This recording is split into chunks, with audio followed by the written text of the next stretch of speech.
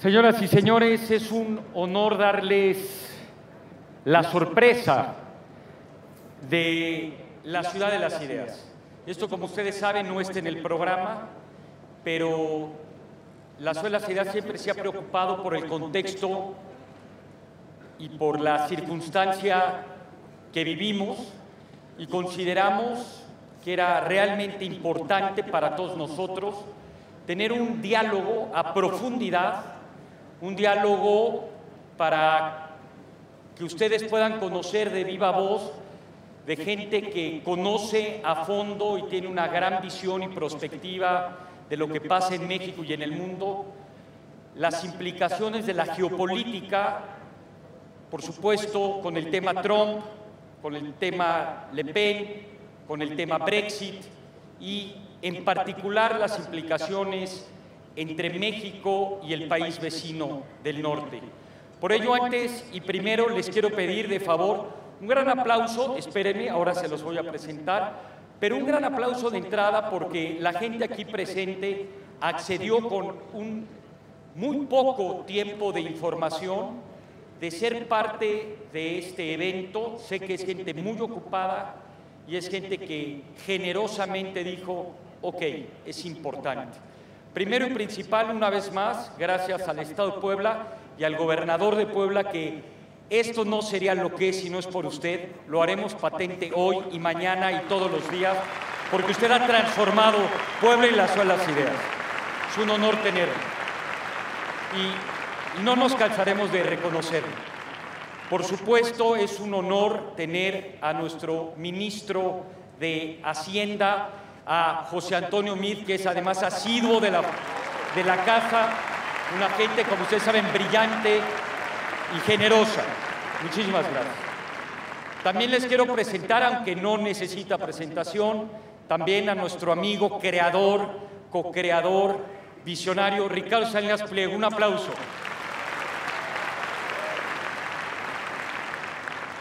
Tyler Cowen, he has been with us, in Mexico 35 times? 35 veces.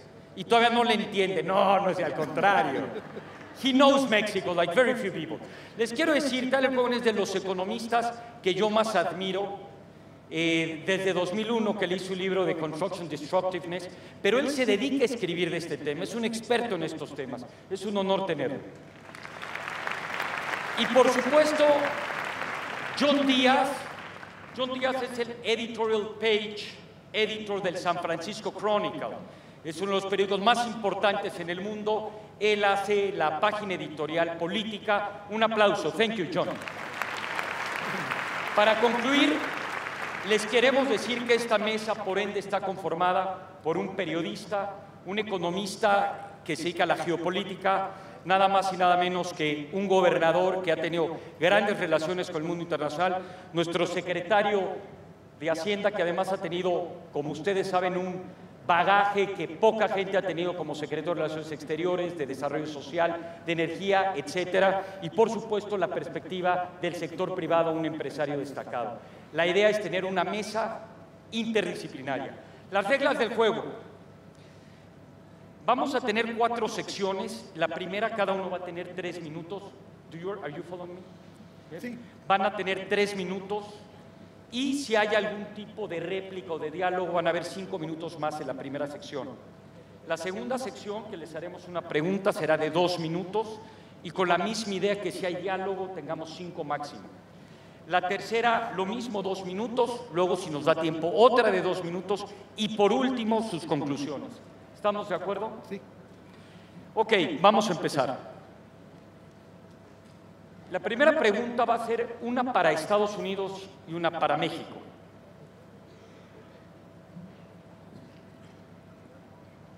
John Taylor, Thomas Mann, Premio Nobel de Literatura, dio un gran discurso que decía, escuchen alemanes. Listen Germans. Se fue de Alemania en la Segunda Guerra Mundial, se fue a Estados Unidos y desde Estados Unidos, desde California, tenía un programa de radio en alemán que iba a través de BBC y se dirigía al pueblo alemán. Y le decía al pueblo alemán, el problema claro que es Hitler y Himmler y etcétera, pero el problema son ustedes los ciudadanos, ustedes que están votando por este tipo de gente. La primera pregunta para ustedes sería, ¿qué pasa con el ciudadano norteamericano? Siempre ha tenido, no sé si decirlo, locura, falta de conocimiento, ignorancia. ¿Qué es lo que está pasando o esto es nuevo? Quisiera saber realmente, listen Americans, why did you vote the way you vote? Cada uno de ustedes tiene 3 minutos. Empezamos contigo, Tyler. For you, look, I have good news and bad news, and it is, we have always been this crazy. You have been dating us for a long time, and now that we are married, you see the truth. Lo siento. But look, here's the bright side. We are not going to build the wall, right? How many years of environmental review would it take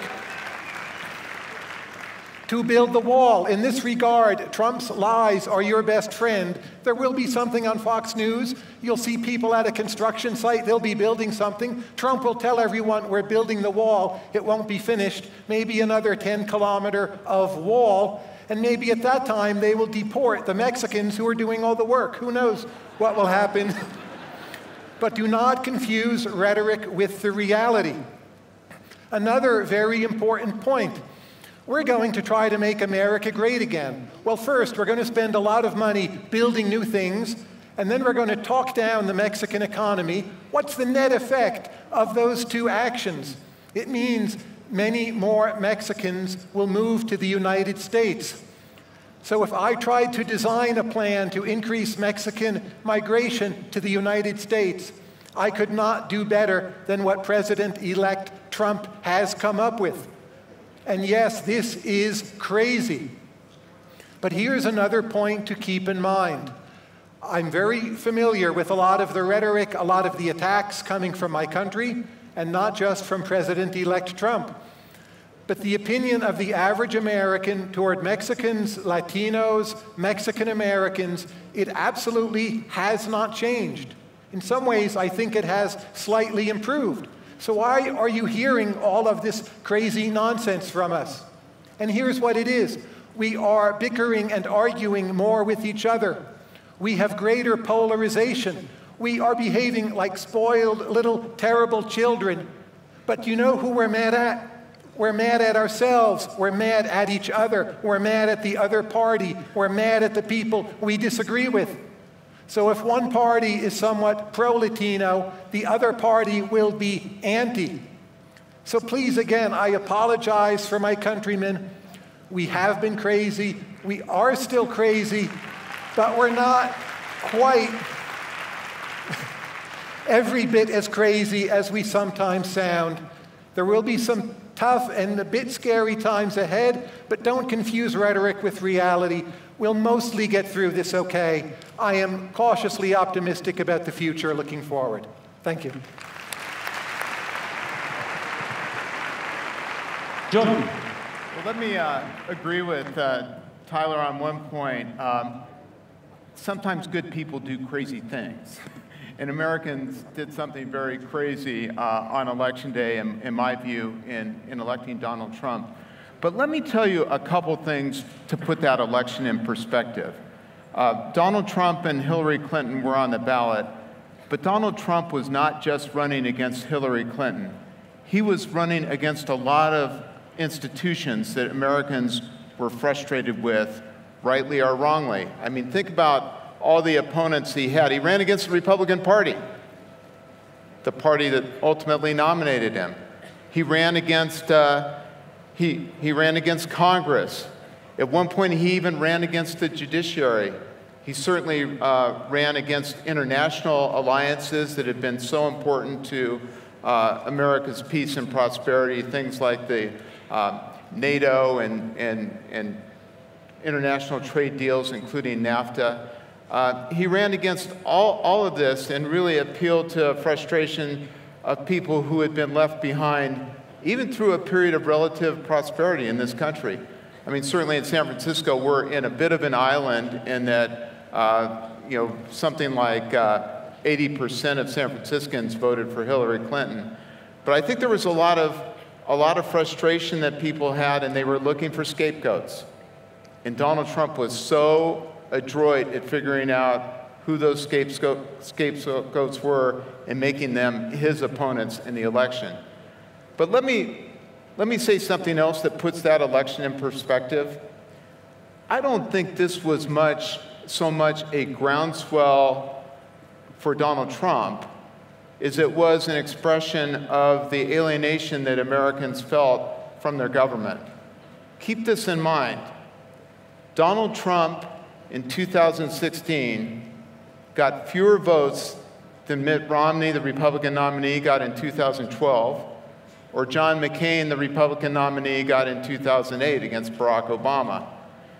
What really happened in the United States, and there was a lot of anxiety and a lot of fervent supporters for him, but what the real story there was how many Americans stayed home, who said neither of these candidates speak to my concerns and my values. So I think on that note, I also have an optimistic view that I think this can course correct, because I don't think America has changed.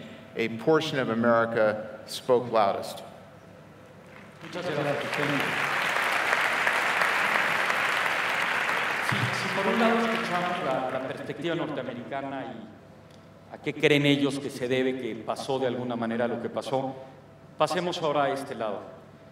¿Qué tanto debemos realmente estar preocupados? Y por supuesto, cómo nos estamos ocupando, que esto es parte fundamental, preocuparte, pero ocuparte, y en qué magnitud, y por supuesto probablemente nos falta mucha información para poder responder esto. Falta mucho para ver cómo son las reglas del juego, hablando del juego, pero Ricardo, ¿cuál es tu perspectiva de la preocupación al respecto? Bueno, pues primero pues hay que pagar pagar por ver, como dicen en el póker, ¿no? Vamos a ver que nos enseñe las cartas el señor y vamos viendo. Pero yo tengo dos ideas aquí para compartir. Una es que hay que aprender de la historia. Uno de los periodos más tristes y oscuros de nuestra historia mexicana fue la década de los 1840, previo a la invasión norteamericana, y donde se perdió la mitad del territorio mexicano. ¿Y qué pasó ahí? El mal gobierno que teníamos, la poca visión de los políticos, se pelearon con los gringos, como si fueran monolíticos. Entonces, la primera idea es, no nos podemos pelear con los gringos y no hay que verlos como monolíticos. Es un país profundamente dividido. 61 millones votaron por Hillary y 60 millones por Trump. O sea, aquí no hay un gran mandato y no hay un consenso, están divididos.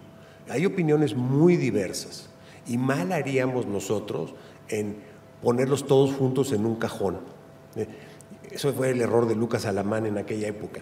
Entonces, esa sería la primera. Y la segunda es, no nos olvidemos que el presidente Trump, cuando llegue, pues tiene poder y tiene decisión y puede afectar, pero hay muchas instituciones en los Estados Unidos de Norteamérica que impiden el poder presidencial.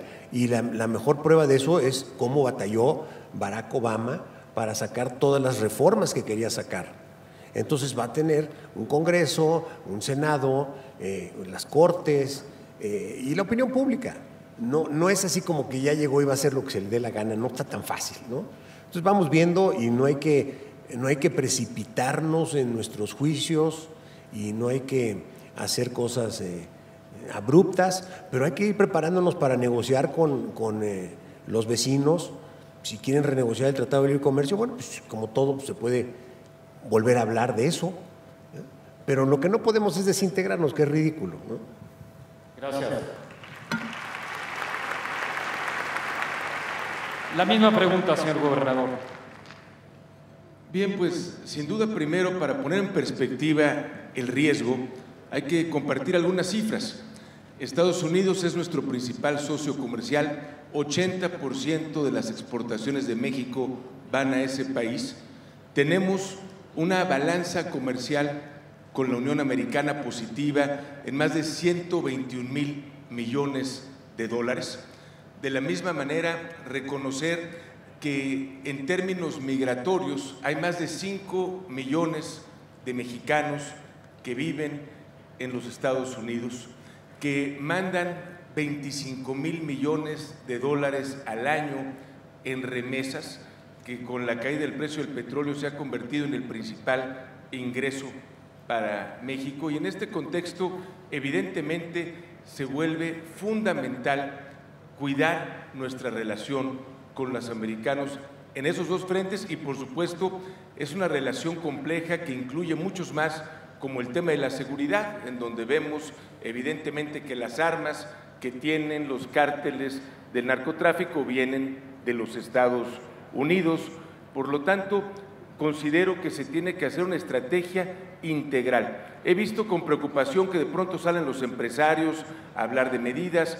Yo ayer comentaba en la reunión de la Conferencia Nacional de Gobernadores que debemos sumarnos en torno al presidente. El Ejecutivo Federal es el que tiene el mandato de ley para llevar las relaciones exteriores, y me parece que debe haber un ejercicio coordinado. Yo vivía en Estados Unidos cuando se aprobó el NAFTA, y había, primero, todos los cabilderos, republicanos y demócratas, estaban en la nómina del gobierno mexicano. Veías a todas las empresas americanas con inversiones en nuestro país activas promoviendo el tratado, y le mandaban a sus trabajadores cartas, a sus diputados, a sus senadores. Veías a los funcionarios del gobierno mexicano y algunos diputados y senadores activamente hablando con funcionarios americanos, con legisladores. Había una campaña de medios. En aquel tiempo no había redes sociales, pero sí en televisión, artículos en revistas, en periódicos que hablaban bien de México. Hoy la percepción, desgraciadamente, es totalmente distinta. Cuando se habla de nuestro país, se habla de corrupción, se habla de inseguridad. Por lo tanto, considero que así como en su momento se hizo una estrategia integral, se tiene que repetir un ejercicio similar, agregando, por supuesto, la integración, saber las exportaciones americanas, qué componentes tienen mexicanos que serían afectados, por supuesto, con un cambio en el tratado, quitándoles competitividad. Muchas gracias, señor gobernador. Señor secretario, la misma pregunta, y sobre todo, ustedes han estado ocupando de esto, no solo preocupándose, vamos. Muchas gracias, Andrés, muchas gracias por la oportunidad de compartir el foro con quienes aquí me acompañan y con todos ustedes. Primero, yo creo que no es o no podemos minimizar la importancia ni del momento, ni del debate, ni de la reflexión. Es un debate, es un espacio de diálogo, es un momento en nuestra historia en donde vamos a sentarnos a pensar en México, en Estados Unidos y en Canadá, qué quiere decir ser norteamericano. Si la visión de enfrentar problemas y retos desde una perspectiva norteamericana tiene sentido. Si tiene sentido que lo hagamos cuando platicamos de migración, de seguridad, de comercio, de inversión, de cambio climático. Y lo que México piensa en ese debate es que sí, que en general todos estos fenómenos se benefician mucho de una visión norteamericana, y que es una visión norteamericana que vale la pena defender y por la que vale la pena trabajar. Decía Rafael, y tiene razón, no es la primera vez que nos pasa, no es la primera vez que reflexionamos sobre qué implica integrarnos en un proyecto norteamericano. La última vez que pasó fue en 94. El gobierno de un signo político negocia el tratado, y en 94 se planteó si quien había ganado, que era distinto, lo sometería siquiera al Congreso. Ya no si lo aprobaría o no, si siquiera estaría dispuesto a que el tema se discutiera. ¿Cómo ha cambiado ese debate el día de hoy? En ese momento era una apuesta que trabajar en un contexto norteamericano valía la pena, y hoy, 22 años después, es una discusión a la que vamos a volver a entrar en condiciones muy distintas, porque ya no es un proyecto. Hay 200,000 millones de dólares invertidos en México que predican sobre la importancia de las cadenas de valor, que nos dan competitividad y que nos dan productividad. Más de 1 millón de cruces legales en la frontera. No hay ninguna otra frontera tan transitada como México. 370,000 camiones la cruzan todos los días. Tyler Cowen tiene un blog de economía, y en economía hay algunos conceptos que son muy sencillos. El más importante de ellos, yo creo, es que cuando uno entra voluntariamente en una transacción, los dos ganan. Gana el que compra y gana el que vende. En lo que llevamos hablando, en los 3 minutos que generosamente Andrés me concedió, se han intercambiado 3 millones de bienes entre Estados Unidos y México. Comerciamos $1 millón cada minuto. Atrás de ese $1 millón por minuto hay 2 gentes que están contentas, el que compró y el que vendió. Atrás de cada transacción comercial y de inversión hay 2 gentes que están contentas, el que hizo la inversión, el que se beneficia de ella. Por lo que en ese espacio de diálogo importante en el que estamos trabajando, habremos de estar en la mesa muchos más de los que estábamos hace 22 años, buscando lograr una buena definición del proyecto norteamericano. Muy bien, muy bien.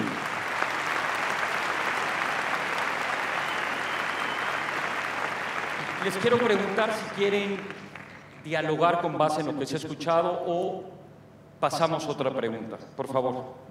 Yo ampliaría lo que comentó el secretario de Hacienda, José Antonio Meade, coincidiendo plenamente, pero no es algo nuevo. Adam Smith, el padre de la economía, en su libro La riqueza de las naciones, señalaba con mucha claridad que un país debe producir aquello en lo que es eficiente, satisfacer su demanda nacional y exportar el resto, e importar aquello en lo cual no es eficiente. Obviamente agregaría eso que en el siglo XXI vemos las facilidades de la integración, de que ya no es un país el que elabora todos los contenidos de un producto, sino una relación que puede ser benéfica para ambos, porque hay otra parte de la ecuación que me parece muy relevante, y es China.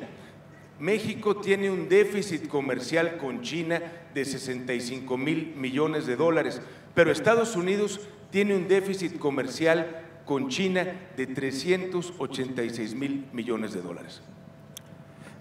Y yo quisiera un poco complementar, solamente para poner un dato adicional sobre la mesa, que tiene que ver con de los temas que estamos hablando en México, porque hemos hablado mucho de comercio, que es un tema bien importante y bien relevante. Pero en términos de ocuparnos, hoy aportamos al diálogo, no solamente norteamericano, sino mexicano, muchos más temas que son importantes. Estamos trabajando en turismo, estamos trabajando en implementar una reforma energética que tiene un amplio contenido doméstico, estamos desplegando un esfuerzo bien importante en telecomunicaciones que tiene un contenido doméstico. Esto es, México ya aporta y llega al debate no solamente con más actores interesados, pero con una fortaleza temática que no teníamos hace algunos años. México es la 14ª economía más grande del mundo, somos el primer o segundo socio comercial para 29 de 30 estados en los Estados Unidos, somos un mercado relevante para todo tipo de consumo de bienes y por nosotros mismos. Hemos volteado a ver al país para encontrar en él sus fortalezas y mucho de lo que estamos haciendo hoy nos genera empleo en México, nos genera proyectos de inversión que tienen que ver con nuestra propia dinámica. Esto es, somos un país que hoy voltea a ver al mundo con fuentes de crecimiento balanceadas, en donde el comercio nos ayuda, pero nos ayuda el comercio interno, nos ayuda la propia dinámica que hemos generado en el país y eso permite que el diálogo sea balanceado, que nos permita verlo con sobriedad, sí con interés, sí con cercanía, sí reconociendo que es importante, pero haciéndolo desde una perspectiva en donde mucho hemos hecho por cambiar nuestra realidad. Y una última reflexión, sí lo que pasó en Estados Unidos nos debe de llamar a gobierno y a sociedad a reflexionar también sobre nuestro país. Yo creo que tenemos que reconocer que quien vota por una alternativa diferente, por una alternativa no sistémica, está reflejando que hay algo que no le gusta, que hay algo con lo que no se siente contento, que hay una respuesta que no está encontrando en su gobierno, que hay una respuesta que no está encontrando en el sector empresarial. Yo creo que es también oportunidad para que hagamos esa reflexión aquí. ¿Qué tenemos que hacer mejor como gobierno? ¿Cómo podemos hablar mejor con la sociedad? El que se siente desatendido, ¿por qué se siente desatendido? Para que no nomás tengamos buenos fundamentos en términos del diálogo con el mundo, sino que tengamos mejores fundamentos en términos del diálogo que tenemos que tener aquí en México.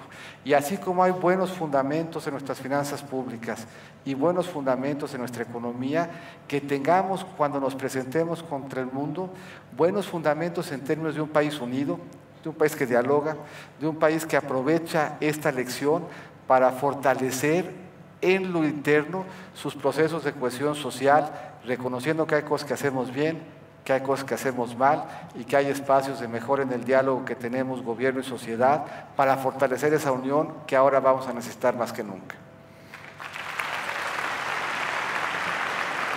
Very quickly, John. Just real quickly, I'd like to echo and expand on what the governor and secretary said about the importance of the U.S.-Mexico economic relationship, and just say, never underestimate the power and influence that American business has on the political system in America.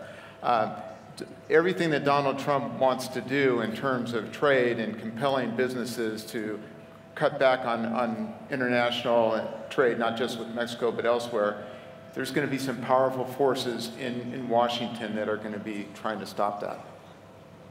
Se nos ha terminado el tiempo este segmento de esta pregunta. Muchas gracias, un aplauso para todos, por favor. Taylor, y esta pregunta probablemente, si quieren, la pueden contestar todos, pero es interesante ver las distintas perspectivas de cómo responderla. Bajo tu conocimiento, ¿cómo debemos de tomar los mexicanos y cómo debemos de reaccionar ante un presidente como Trump? ¿Qué tanto, si pudiéramos decir esto es really be engaged with him, es decir, dale a lo mejor el lugar de un presidente como cualquier otro, comprométete como si realmente tiene la importancia y la gran capacidad para, o por el otro lado, totalmente confrontativos, o a lo mejor algo por en medio, trabaja más con el Senado, trabaja más con los grupos de interés. Es decir, si tú, y sobre todo los análisis que has hecho en los temas de migración, de negocios, de comercio, y conozco que has hecho cosas geopolíticas con respecto a China, y nos ves en la geopolítica, ¿qué nos recomiendas? ¿Qué tanto debemos nosotros estar de este lado del otro o por en medio? Don't react to everything he says. Keep your eye on the fundamentals.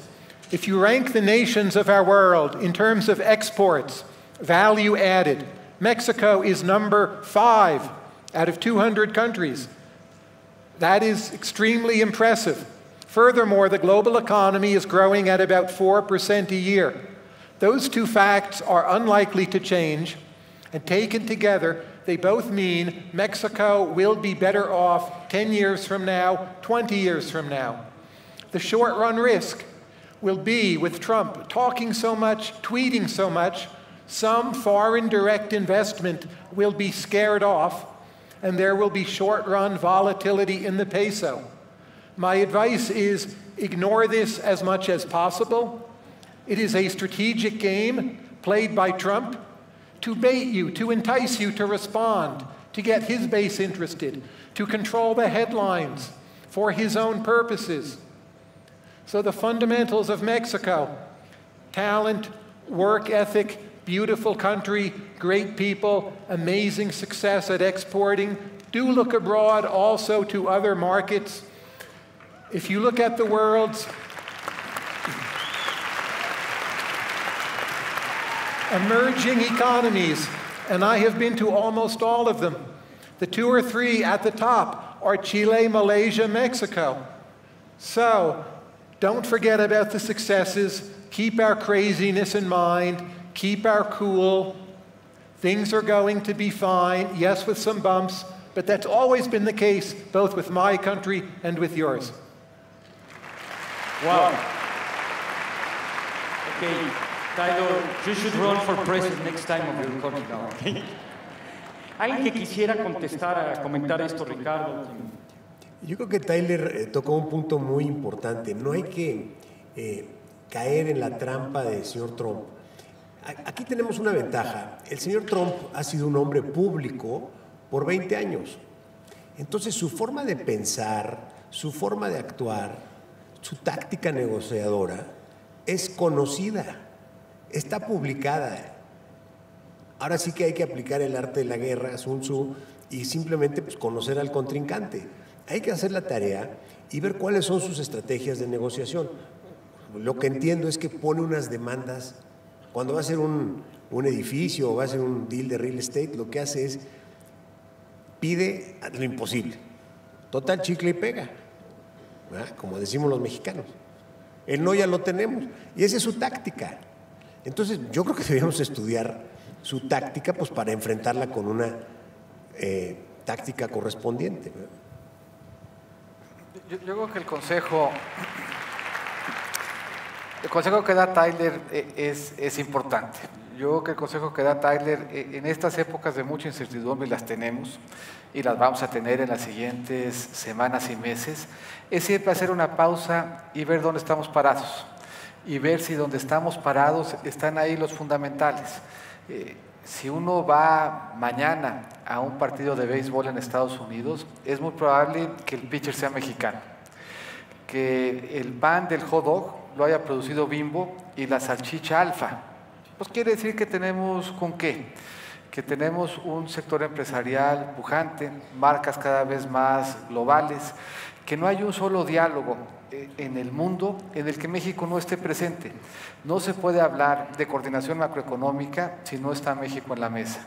No se puede hablar de comercio, de inversión si no está México en la mesa. No se puede hablar de energía si no está México en la mesa. Pemex es la empresa número 100 más grande del mundo y eso nos permite voltear a ver cada vez que tenemos que hacer una pausa que los fundamentales están ahí. Ahora, eso no quiere decir que el diálogo, que el debate se vaya a resolver solo.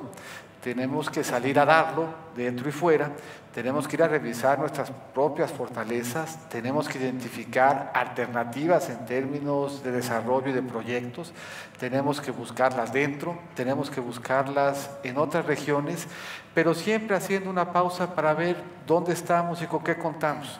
¿Qué mano portamos? ¿Cuáles son las cartas que tenemos sobre la mesa? ¿Cuáles son las cartas que se nos repartieron? Y reconocer que esas cartas tienen virtudes, los mejores destinos turísticos, la población mejor educada y joven. El dinamismo en Norteamérica pasa por el dinamismo de México, pero el dinamismo de México pasa también por lo que dentro estamos haciendo, por el potencial que tenemos doméstico, que tenemos que ir cuidando y consolidando. Gracias.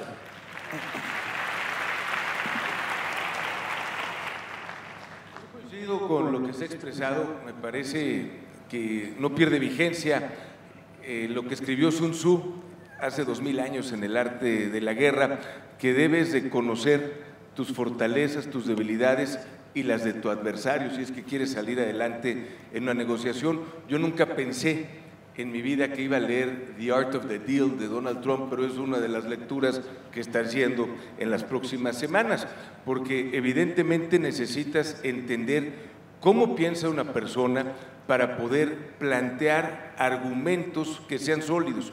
Por ejemplo, en el tema migratorio, yo considero que debemos buscar cambiar el debate. La gente se va a los Estados Unidos por falta de oportunidades, no por ganas. Si vamos a la frontera, en la mayor parte de ella ya hay un muro, porque nos hemos estado enfocando en ese aspecto. Si lo van a hacer más alto, honestamente, ¿alguien cree que va a evitar la migración? Yo considero que la única forma realmente de evitar la migración es con una estrategia distinta, que se invierta en los estados del país que expulsan migrantes y los países de Centro y Latinoamérica que expulsan migrantes, con una fracción de lo que hoy se gastan en guardias, en tecnología y en los muros que han construido o que piensen construir, podrían realmente lograr un impacto positivo en reducir la migración. Tenemos, por supuesto, y no está peleada la estrategia de cuidar nuestros intereses, tanto económicos como los derechos humanos de nuestros paisanos, con diversificar las exportaciones mexicanas. Me parece que eso es algo que, independientemente de qué suceda con los Estados Unidos, debemos de hacer.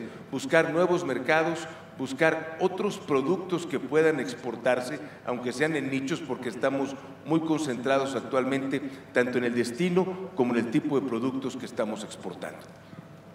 Gracias. Muy bien. John, just to finish this section, y hemos hablado del juego, si tenemos fichas y recursos escasos en nuestro país, políticamente, y tú como analista político, ¿qué tanto hay que mejor dedicarnos al Congreso de los Estados Unidos para nosotros poder realmente llegar más lejos en nuestros intereses versus con el Poder Ejecutivo? Yeah, let me just, if I could, expand on the previous question of what to expect with Donald Trump, what kind of president he's going to be. And I really think the first clue that we have as to how he's going to govern is to look at his appointments. And I have to say, I'm not optimistic looking at some of his initial appointments. To coin a phrase that he coined in one of his debates with Hillary Clinton, right now it looks like Donald Trump is hanging out with some bad hombres. One of his appointments, key appointments to Attorney General Jeff Sessions, has been a consistent critic of immigration reform. That certainly is cause for concern. You look at Steve Bannon, who's going to be his chief strategist, has certainly made a number of racially tinged comments in the past. He's been involved with a website that is very provocative and disturbing with the movement. But I would say this in a note of optimism. If you look at Donald Trump's history over the past few years, it's not been a consistent path. This is not a man with a firmly held ideology.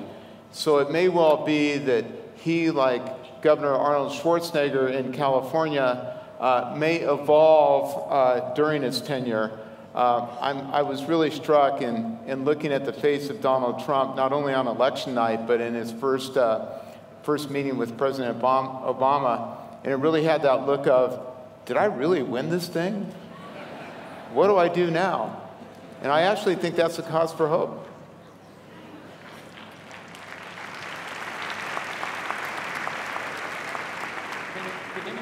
Tenemos el honor y una vez más la gratitud de tener entre el público a la Alteza Real, al Duque de York, y el tema de qué es lo que está pasando entre México y Estados Unidos y Canadá, pues es una parte probablemente que debe de tener una profundidad probablemente más grande en relación a qué está pasando en el mundo, ¿no?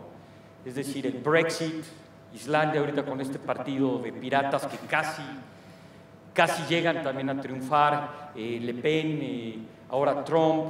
Es decir, ayer tuvimos a un conferencista que daba sus razones, Gopnik, de que había un problema a lo mejor de un ojo de igualdad y otro de identidad, pero que probablemente nos abre mucho para reflexionar, sobre todo en un congreso como estos, donde nos preguntamos por qué y por qué y por qué. Entonces me gustaría, aunque es una pregunta un poquito más abstracta, si podemos compartir y tratar de profundizar qué está pasando en el mundo y por ende qué podemos, entre comillas, predecir para los próximos 2 años. No sé quién le gustaría comenzar. Yo, si quieres, muy rápido, un poco aprovechando la experiencia reciente de la Secretaría de Desarrollo Social, y por eso me parece que es muy importante la oportunidad que tenemos de reflexionar no solamente hacia afuera, sino hacia adentro. Hay muchas cosas que estamos haciendo muy bien. El país se ha venido transformando de manera muy dramática y muy importante, estamos generando empleo, estamos creciendo, estamos haciendo reformas estructurales y sin embargo hay un segmento del país, hay un segmento de la población que no está y que no se siente incluida en ese proceso. Y ese segmento de la población en México y en el mundo se expresa. Y yo creo que eso debe de llevarnos a pensar qué tenemos que hacer distinto y qué tenemos que hacer mejor. Y tenemos que hacerlo reconociendo que se ha vuelto más complicado el ser gobierno y el construir una política pública que permita esos espacios de atención. El reto en México hace 20 años era drenaje. 4 de cada 10 casas no tenían baño. En 1990, 1 de cada 5 tenían un piso de tierra, 1 de cada 7 no tenían electricidad, 3 de cada 10 en Chiapas no tenían acceso a luz. En muchos de estos hemos avanzado, Pero nuestra preocupación ahorita ya no es leer y escribir, es una atención universitaria que nos permita tener el trabajo que nos gustaría. Nuestra reflexión ahorita no es ya una vivienda con piso de tierra, es un entorno urbano que nos permita desarrollarnos de forma sostenible y en armonía con la comunidad y con la naturaleza. No es solamente un empleo, sino es un empleo que quede cerca de la casa y con un buen transporte público que nos permita acercarnos a él. Y yo creo que todo esto que estamos viendo en el mundo es una llamada de atención que debe llevarnos a hacer las cosas mejor todos, que no es suficiente que tengamos crecimiento, que es fundamental, que no es importante o que no es suficiente que mantengamos la estabilidad, que es condición necesaria, que tenemos que volvernos a sentar a ver a quién estamos dejando fuera y cómo tenemos que voltear para incluirlos, para que se sientan parte del mismo proyecto y para que en un día nos llevemos la sorpresa de que a pesar de que sentimos que estamos haciendo todo muy bien, nos encontremos con un segmento importante de la sociedad que discrepa de ese análisis porque no le hemos volteado a ver y porque no le hemos escuchado. Yo creo que al tiempo que nos redefinimos frente al mundo, que entendemos cuál es el papel que en él debemos de jugar, también tenemos que voltearnos a ver y aprender de lo que estamos viendo fuera, para que en México no haya todavía quien se levante pensando que no es importante desde el punto de vista de los intereses de gobierno y de empresa. Sí. La pregunta es, ¿qué está pasando en el mundo que pasan? Vemos todos estos cambios y vale la pena recordar a una época similar, en la mitad de la Revolución Industrial en la Gran Bretaña. El cambio tecnológico era tan rápido y había tantos desplazamientos de trabajos y personas. Y Charles Dickens escribió su magnífico libro ese de Tale of Two Cities, donde dice, it was the best of times and it was the worst of times. ¿Qué quiere decir? Al mismo tiempo tenemos una gran esperanza y por otro lado tenemos preocupación, miedo. El cambio tecnológico que estamos viendo en todas las industrias, en la banca, en el comercio, en la industria, en las telecomunicaciones, lo celebramos aquí en la Ciudad de las Ideas y decimos que es un cambio disruptivo. Y lo celebramos, porque aquí vemos los grandes beneficios que trae la tecnología. Pero allá afuera no lo celebran, les da miedo. Se siente la gente desplazada, siente que pierde oportunidades. El cambio les da miedo. Y entonces eso abre la puerta al populismo y a las promesas fáciles. Sí, vamos a regresar todos los empleos a Detroit. Pues por supuesto que no va a pasar eso. Ya eso no tiene reversa. Y si regresan, regresarán robots. Como vemos hoy las plantas de autos, son robots. Hay poca mano de obra y si hay mano de obra, pues a lo mejor están ahí en la vigilancia, en la puerta. Entonces, el cambio tecnológico está aquí, llegó para quedarse y hay que adaptarse a ello. Y el segundo tema es la migración, donde creo que ha habido una gran confusión entre inmigrantes ciudadanos, que entonces cambia la composición social y política del país, y que es un riesgo tremendo y que yo como ciudadano de mi país yo no quiero que suceda. Pero hay otra migración, que es el ciudadano que viene como contratista, como empleado, que viene a hacer un trabajo muy bienvenido y lo vemos en todos lados. Los mexicanos son muy bienvenidos en los Estados Unidos porque están en la cocina y están en los jardines y están en la construcción y los emplean los norteamericanos con mucho gusto. Pero que sean ciudadanos ya es otra cosa. Muchísimas gracias, Ricardo. No sé si quiera alguien tocar este tema. Along the lines of what Senor Salina said, people have a need to feel in control, all human beings. So in the last 15 years, the 9/11 attacks, the financial crisis, other terror attacks, the refugee crisis in Europe, wage stagnation, globalization, the idea that the United States will go from being a majority white nation to a majority non-white nation. Changes in gender relationships, rising status for women, men not always being able to deal with this. It's all of these things. You can read pieces in the media about any one of them. Those are probably good pieces. But I think the way to understand the bigger picture is to see it is all of these things.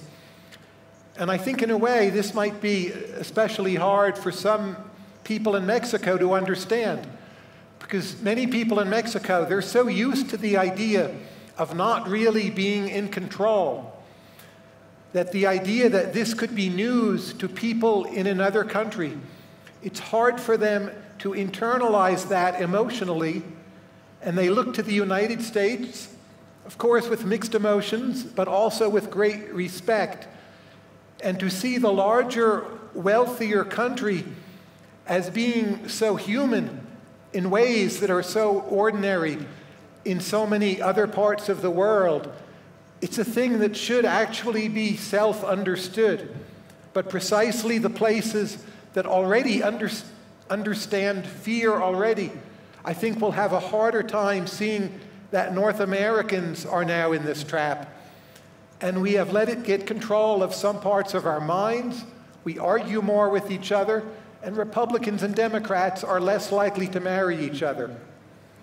I am confident we will dig out of this trap, but that's the way I understand it, feeling a loss of control brought on by many different, distinct forces.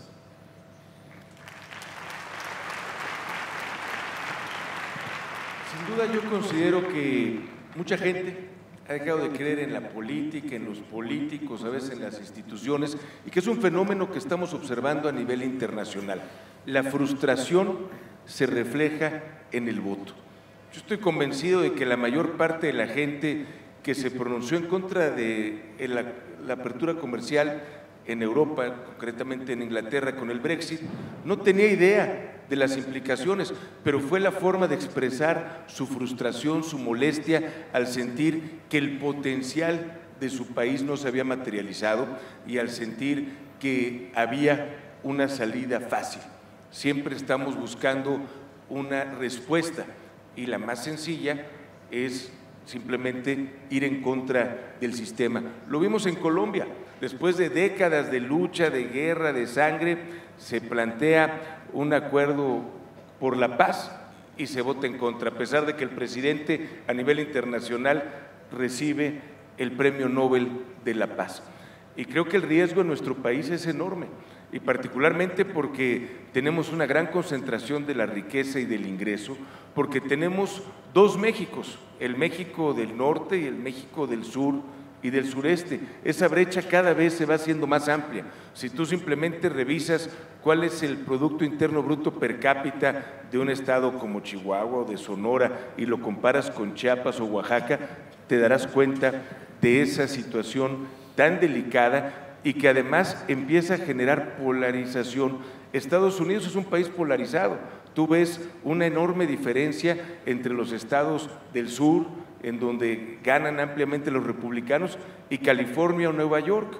Lo mismo empiezo a ver entre los estados del sur y sureste en nuestro país, en donde hay una gran molestia y debemos encontrar soluciones rápidas. Y ya lo decía el secretario Meade, hay propuestas, por ejemplo, las zonas económicas especiales me parecen un buen concepto, pero también considero que no se está implementando de manera adecuada. Muy bien, y sobre todo este tema de la inclusión y la igualdad de oportunidades. Para terminar, por razones de tiempo y de los otros speakers, y sobre todo agradecerles a ustedes su generosidad, máximo 1 minuto, si pueden ser 30 segundos, muy bien, para dejar un mensaje, para alguna reflexión y, por supuesto, como tema de conclusión de cómo vemos los próximos 2 años, ya no hablemos de los próximos 20. Brevemente, concluyamos. John. You know, I think it's interesting looking forward. I'm actually optimistic because I think there are forces that are going to resist Donald Trump's worst instincts, forces within Congress, forces within the American people that we're already seeing. And I think initially it's going to be some rough going, but I'm optimistic that America will course correct.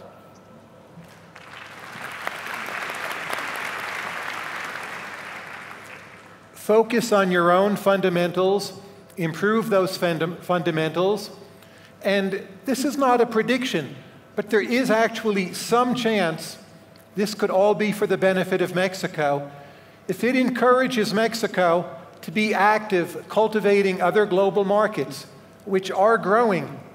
It's possible that actually Mexico will come out of this better than if it all hadn't happened. So stay calm, sit tight, and we're all going to do our best. Ricardo. Siguiendo con la misma línea, tenemos que seguir trabajando nosotros en crear un entorno donde la riqueza se pueda compartir, se pueda crear y se pueda generar esta prosperidad incluyente de la que hablamos, donde se crea valor ambiental, económico y social.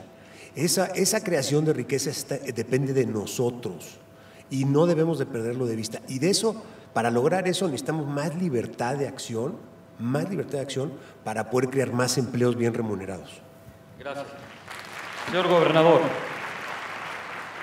Yo veo tiempos extraordinariamente complejos en los próximos años, tanto en materia económica como en materia de seguridad, mucha polarización en temas electorales, y creo que siempre hay que buscarle a los retos la cara de oportunidad, es decir, ¿qué podemos hacer ante estas circunstancias adversas para poder fortalecer a nuestro país y tratar de construir una solidaridad entre los mexicanos en torno a un mejor futuro? Muchísimas gracias, señor gobernador. Señor secretario. México nunca la ha tenido fácil. Nos ha costado mucho trabajo lograr superar los muchos retos que tenemos. Han sido 2 años muy difíciles los últimos que enfrentamos, una menor plataforma del petróleo, un menor precio petrolero, un entorno global muy complicado, pero debemos de voltear a ver el futuro con optimismo, con la tranquilidad que nos debe dar lo mucho que hemos construido, los grandes retos que hemos venido enfrentando y las muchas capacidades que tenemos haciendo las cosas bien por salir adelante hoy hacia adelante. Señoras y señores, yo creo que esto ha sido de los mejores momentos de los 9 años de la Ciudad de las Ideas. Atrás de los dichos están los hechos. Las palabras, por ejemplo, del secretario en el sentido de todo lo que hay atrás en el comercio y en los insumos y las necesidades que se están haciendo con hechos entre México y Estados Unidos, las grandes propuestas del gobernador de también voltearnos a ver y ver qué podemos hacer para no tener que exportar nosotros a nuestra gente, sino generar polos de desarrollo en esas zonas. Por supuesto, las palabras de don Ricardo, donde hay que confrontar la tecnología y sobre todo hay que actuar con libertad y con capacidad de crear riqueza, que esa es la fórmula al final para tener estabilidad y seguridad. Muchísimas gracias, Tyler, no solamente por tu amor a México, sino por también poner en perspectiva de que probablemente la gente que a veces habla mucho hace poco y que no debemos de preocuparnos tanto, y sabemos a quién nos referimos. Y John, como siempre, tu inteligencia para hacer análisis políticos e invitarnos a que México y Estados Unidos sigamos trabajando de la mano. Pero la gratitud es para ustedes, un gran aplauso para este gran panel. Esto es la Ciudad de las Ideas 2009. 9ª edición, 2016, perdón. Gracias.